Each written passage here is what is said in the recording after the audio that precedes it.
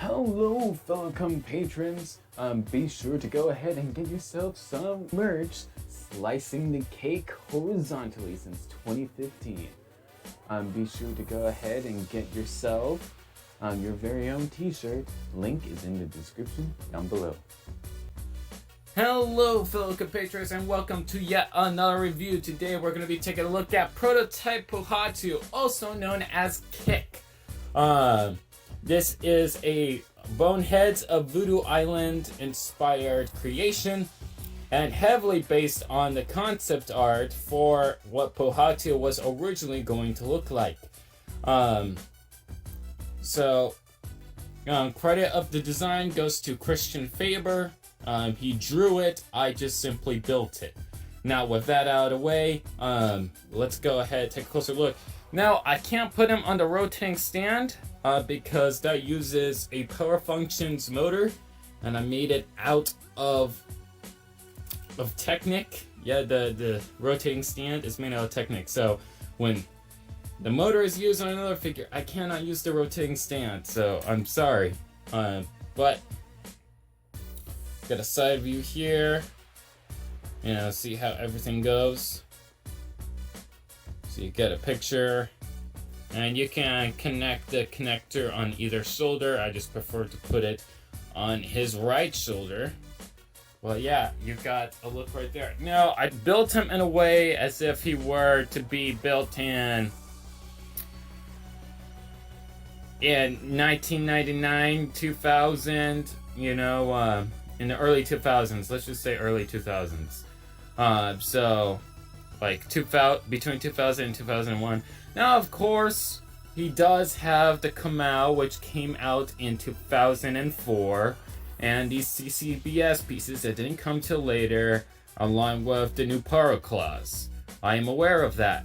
But, yet again, in the design, that's what he looked like. He had, like, these little claw things. So, just imagine this were all one custom piece. Alright? Like, that came out earlier. Along with the Kamau. Imagine that came out earlier than it did. And imagine that the legs as well came out earlier. The leg armor came out earlier when it actually didn't. This is all metaphorical. I'm not going to be strictly...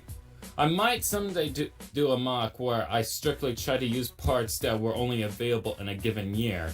But as a conceptual idea, this is what he would have probably looked like. Now, let's go straight into articulation, shall we? But first, let's take out his staff, which he would use to harvest. So this guy is basically like a farmer, and he drags around this giant battery pack so that he can go and collect energy from crystals and put it in the energy pack so that he has an excuse to drag around his battery pack to be an actual battery pack in story. Yeah, there you go. So that's this tool for you. And of course, how he holds it is rubber band connection hands. These hands were hands that would have existed around that time because the Technic buildable figures use these type of hands. So I put those type of hands on this guy. So that he has those types of fingers that are, of course, rubber band. The legs, they do not move at all. They are stationary. He is basically a brick.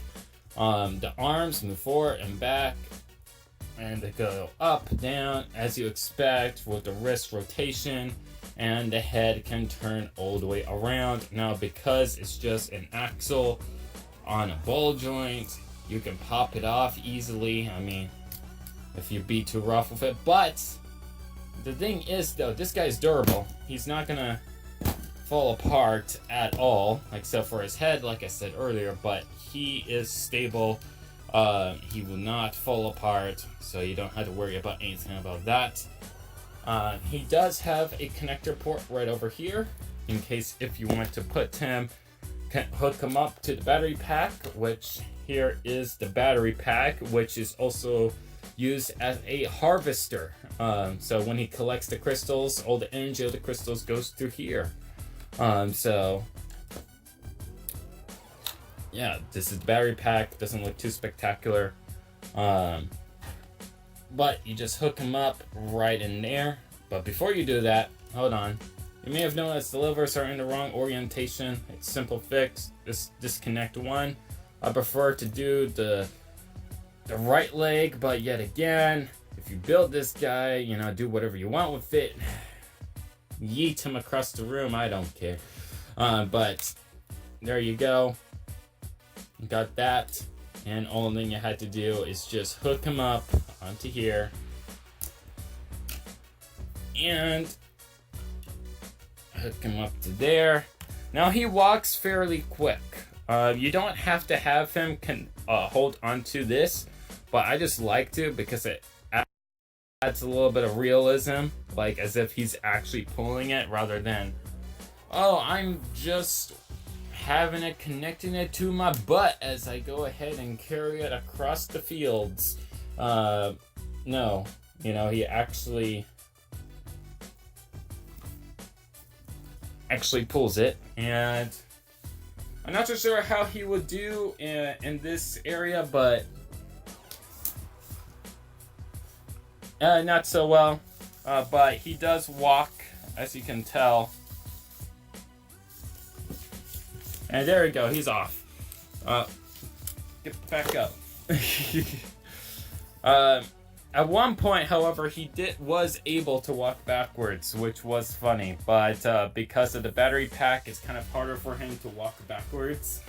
You probably could get him to walk backwards. I'm gonna see if I can get him to do that because it was kind of hilarious at first, seeing him walk backwards the way he did.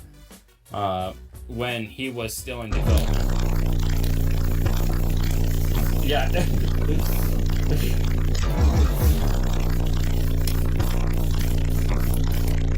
Okay, oh, whoa, Pohatu, calm down, Pohatu. But yeah, he could get pretty sporadic if you pull him out of his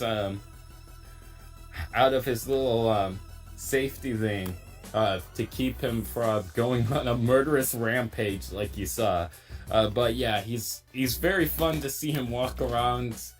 It's pretty cool, you know, so I think it's cool, you know, having a Bionicle that walks, even if it is not as articulated as some of the other walkers that I did, but you know, he's still fun to watch, him being able to walk. Now, for size comparisons, I'm going to go ahead and get that out of the way. Here he is compared to, since he is basically Pohatu, here's Kick right next to Pohatu. So you got a size comparison there. A lot taller than Pohatu. Pohatu is kind of like short in that regard. Even though, yet again, he has more range in the legs than this guy ever will. If you just want to use him as a display piece. So yeah, you got that. Here he is right next to Panorak. So you got a size comparison there. Here he is with a Terrakava. I'm not too sure if Terrakava would be a thing in Boneheads of Voodoo Island, but it's still a idea concept. Easy to imagine, you know, these two being together. I could definitely imagine that. It's not completely out of the picture. It might be too big for your taste, but I think it's relatively reasonable, despite him being tall. And of course, since I talked about buildable figures, here he is with the Commander Battle Droid. So you got that. Very, very big. But you can see, like, with the design aspect of it, I'm gonna have to raise the camera. With the design in mind, this kind of does invoke this a little bit, even if it is a little modified and slightly bit sleeker. You know, it still follows the same attributes as those large Technic buildable figures did. So yeah, it's not entirely out of the picture to imagine that. And of course, for all you G2 people, here is Pohatu. Get a size comparison there, Master Pohatu. I know, I'm doing a whole brown theme, if you didn't notice. And last but not least, the most important thing that you can't forget when doing size comparisons. Here he is with a torso piece, which is one of the most common pieces. If you don't have a torso piece, here he is compared to a smaller torso piece. Also got a comparison there. So, yeah. And the torso is a little bit smaller than this torso. I think yet a little bit bigger than this one. So it's in between these two. Like the arms are just like right under here, and the head is a little bit lower. But yeah, it's a weird placement, but you get the idea if you do have this piece. But anyways, that is it for the review. So I hope you all enjoyed, and like always, take it away, myself. Welcome to the end of the video. If you enjoyed, be sure to leave a like, and of course, if you want to see more content just like this, be sure to hit that subscribe button. Actually, no, don't hit it, just gently tap it. And also, if you want to follow me in any sorts of social media, you can follow me in any of the links in the description down below. I have Facebook, Instagram, Tumblr, Patreon, Printerest, and also the TTV message board. And hey, check me out on Discord. The link to that is also in the description down below. Anyways, I hope you all enjoyed, and like always, I will see you in the next one. Bye, guys!